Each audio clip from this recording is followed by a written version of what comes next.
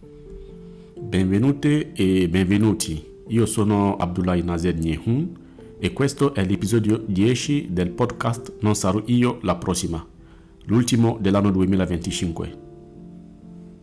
Tra poche ore saremo tutti a festeggiare il Capodanno. Brinderemo, ci scambieremo auguri, ci diremo buon anno.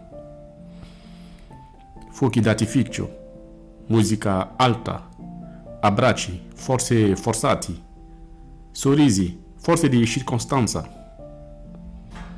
Ma fermiamoci, davvero, solo un momento. Cosa c'è da festeggiare in una società che uccide le proprie figlie? Una società che chiama raptus ciò che è violenza, che chiama amore ciò che è controllo, che chiama gelosia ciò che è possesso. Una società che si indigna per un giorno e dimentica per il resto dell'anno. Nel 2025 abbiamo acceso alberi, spento coscienze, condiviso post, ma evitato domande. E mentre prepariamo i brindisi, c'è chi prepara una fuga, chi trattiene il respiro, chi ha paura di tornare a casa. Il 2025 finisce, ma per molte donne il tempo si è fermato prima.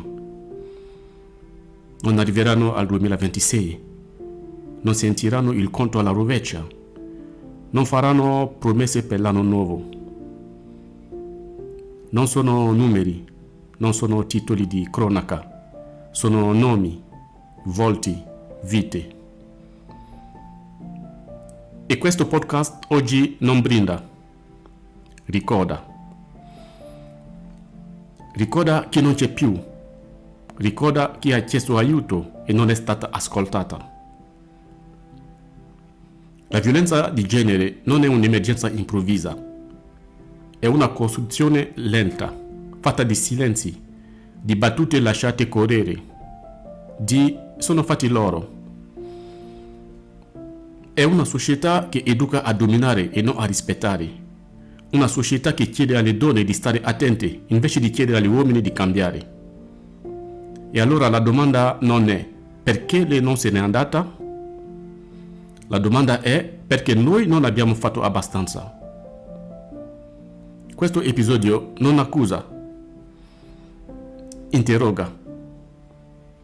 Agli uomini che ascoltano, essere alleati non è una parola. È interrompere un amico. È dire no a una battuta sessista. È non voltarsi dall'altra parte. Alle donne che ascoltano, non siete sole, non siete esagerate, non siete difficili. Se avete paura, quella paura ha un senso. Esiste una rete fatta di persone vere, di luoghi reali, di centri antiviolenza, di operatrici competenti che ascoltano senza giudicare, senza forzare. Questa rete è la prova che non siamo fermi, è il risultato di chi non si è arreso. In Italia c'è il 1522, il numero nazionale antiviolenza e stalking. È gratuito, attivo 24 ore su 24 e l'anonimato è garantito. Chiamare non significa denunciare, significa respirare un po' di più.